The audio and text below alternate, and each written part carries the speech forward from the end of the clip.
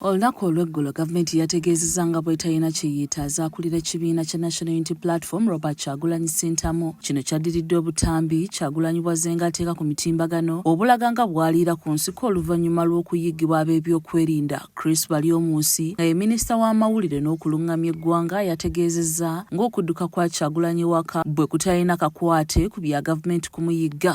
Bobi Wine is not wanted by the state. That is the position of the government of Uganda, and he is free to live in his country, to be in his home. Bino abooluganda lwa Kyagulanyi olwabagudde mu matu baakedde kukuŋŋaana okugenda emagere maka ga Kyagulanyi balabe bwe guli. Wabula eno manvuuli ebadde yeewuubira ku kikomera kya Kyagulanyi gy'otuukizaako amaaso nga waakawita.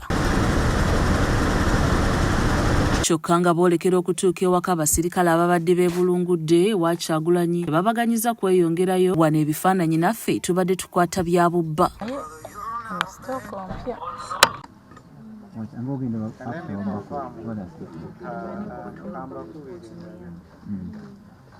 Wano abasirikale babadde boogerezeganya n'abakulu ababasingako okulaba nga bano baweebwa olukusa okuyingira. Emagere tutuusewo ku ssaawa 6 kyokka okutuusa ku ssaawa 9 nga mpawo kigambo kikkiriza muntu kuyingira munda kivudde mu bakulu okutuusa lwe bennyudde okulaba eri abatutte. Gye buvuddeko poliisi yategeeza ng'ekyokuziyiza abagenda ewa Kyagulanyi bwe kyagendereddwamu okutangira abayinza okuleetayo akajagalalo. Bwe tufuna intelligence yonna eraga nti omuntu yenna oba abantu bonna abagenda ewuwe balina engeri gye bajja okutuusaamu okuleeta akajagalalo mu ngeri yonna. Tukolawo ekyenjawulo okulaba nti either tubaziyiza oba tuteekawo embeera yonna okulaba nti akajagalalo ako tekajjaawo. Nga twesudde akabanga okuva ewali ab'ebyokwerinda twogeddeko n'abooluganda lwa Kyagulanyi ku mbeera ebatuusiddwako. Mbeera mbi nnyo nti bwe tutuuseewo ate batulaze nti balina gwe balina okukubira ataakubiraani ne batubeesaawo essaawa nga 4 namba tuli awo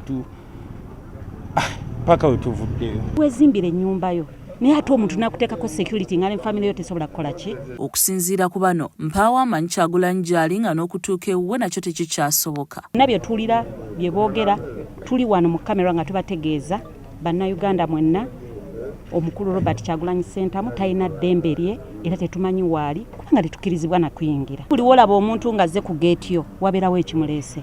Ekisookera ddala batukubidde tebalina byakulya. Ne twekwanya embeera si nnungi ku buli muntu.